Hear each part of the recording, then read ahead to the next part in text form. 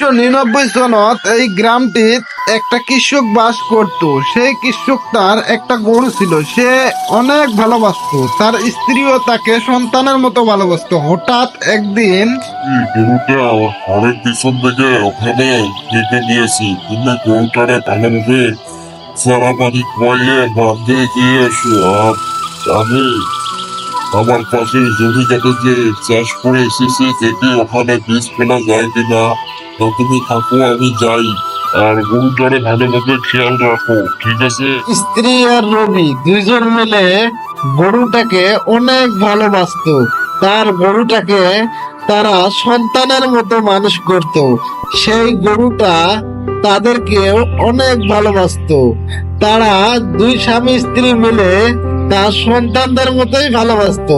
হঠাৎ একদিন রাতে শাকচুন্নি একটা হওয়ার লগে লগে ওই পেতনি আবার আসে গ্রামে শিকার করতে। গ্রামের মানুষ জানতো না যে কে শিকার করে নিয়ে যায়। তারপর গ্রামের মানুষ পালিয়ে পালিয়ে সব দেখতো। আমার এখানে প্রতিটা রাতে এইভাবে শিকার ধরে ধরে নিয়ে যাইতো।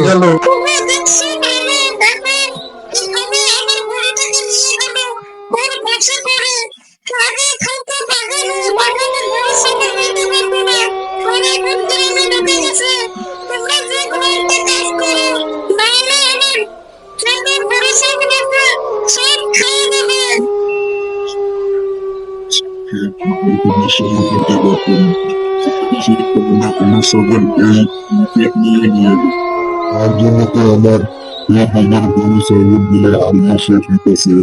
আগে ভাবছিলাম না জঙ্গলে গেলে হারিয়ে যেতে, এখন দেখি গ্রামে চলে আসতেছে।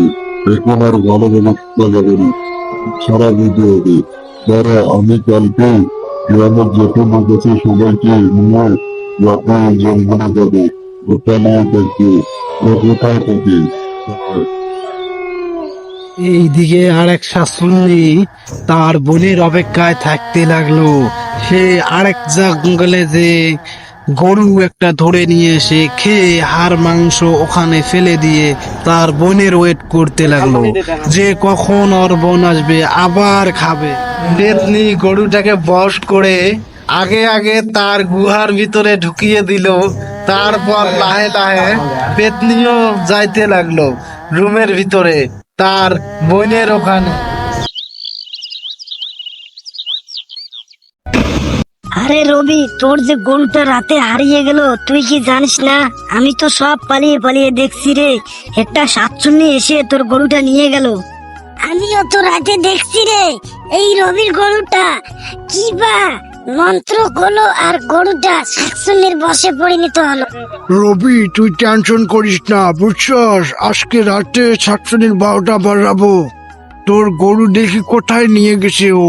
আজকে এটাই হবে। তা সবাই রাতে 10টার সময় রেডি হও। তা এখন যাই, কাজের আবার দেরি হয়ে যাচ্ছে। এইদিকে পেতনির বোন শাকচুন্নি আবারও আসে গ্রামে গরু চুরি করার জন্য। সে এমন বশ করলো গরু নিজেই এসে তার পেটের ভিতরে শুয়ে গেল। তারপর সে ওখান থেকে আস্তে আস্তে তার ঘন বন জঙ্গলের দিকে যাইতে দেখো অনেক রাত হয়েছে, এখন প্রত্যেক শাকচুন্নি এই রাস্তা দিয়ে যাবে। আর তোরা একটা কথা শুনে রাখ, কোনো শব্দ করিস না, কারণ যদি শাকচুন্নি শব্দ শুনতে পায় তাহলে আমাদেরকে একটা কখন বেঁচে ফিরে যেতে দেবে না।